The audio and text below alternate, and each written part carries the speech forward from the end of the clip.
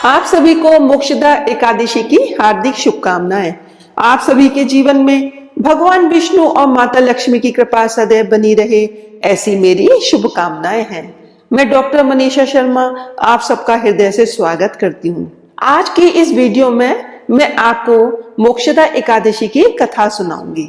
तो चलिए अपने इष्ट देव को प्रणाम करते हुए आज की कथा का शुभारंभ करते हैं।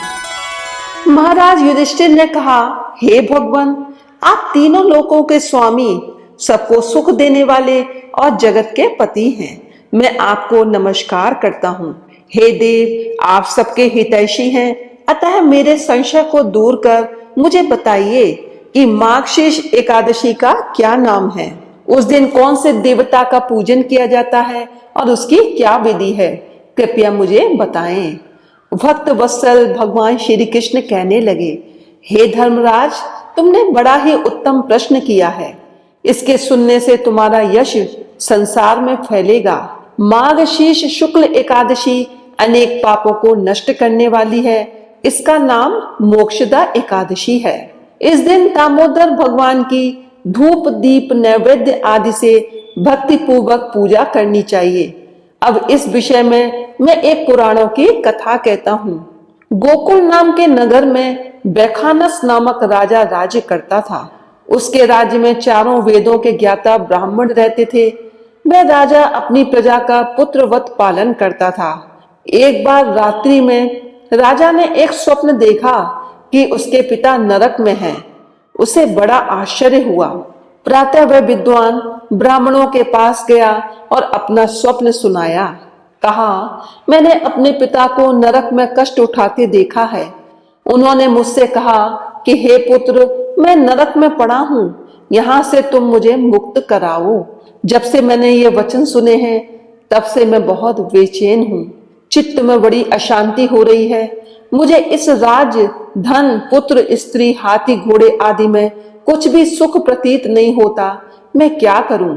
राजा ने कहा, हे ब्राह्मण देवताओं, इस दुख के कारण मेरा सारा शरीर जल रहा है। अब आप कृपा करके कोई तप, दान, व्रत आदि ऐसा उपाय बताइए जिससे मेरे पिता को मुक्ति मिल सके। उस पुत्र का जीवन व्यर्थ है जो अपने माता पिता का उद्धार न कर सके। एक उत्तम पुत्र जो अपने माता पिता तथा पूर्वजों का उद्धार करता है, वह 1000 मूर्ख पुत्रों से अच्छा है। जैसे एक चंद्रमा सारे जगत में प्रकाश कर देता है, परंतु हजारों तारे नहीं कर सकते। ब्राह्मणों ने कहा, हे राजन, यहाँ पास ही भूत, भविष्य, वर्तमान के ज्ञाता पर्वत ऋषि का आश्रम है। आपकी समस्या का हल वे जरूर करेंगे। ऐसा सुनकर राजा मुनि के आश्रम पर गया। उस आश्रम में अनेक शांत चित्त योगी और मुनि तपस्या कर रहे थे। उसी जगह पर्वत मुनि बैठे थे। राजा ने मुनि को साष्टांग दंडवत प्रणाम किया। मुनि ने राजा से सांगोपांग कुशल पूछी। राजा ने कहा कि महाराज, आपकी कृपा से मेरे राज्य में सब कुशल हैं, लेकिन अचानक मेरे चित्त में अत्यंत अशांति होने लगी है। ऐसा सुनकर पर्वत मुनि ने आंखें बंद की और भूत को विचारने लगे। फिर बोले, हे राजन, मैंने योग के बल से तुम्हारे पिता के कुकर्मों को जान लिया है। उन्होंने पूर्व जन्म में कामातुर होकर एक पत्नी को रति दी, किंतु सौत के कहने पर दूसरे पत्नी को ऋतुदान मांगने पर भी नहीं दिया। उसी पाप कर्म के कारण तुम्हारे पिता को नरक में जाना पड़ा।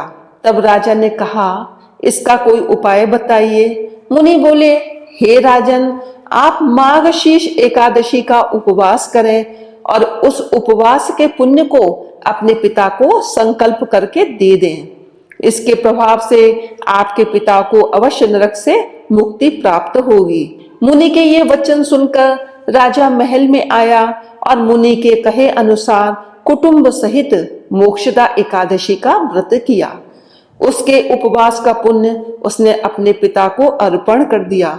इसके प्रभाव से उसके पिता को मुक्ति प्राप्त हुई और स्वर्ग में जाते वे पुत्र से कहने लगे, हे पुत्र, तेरा कल्याण हो।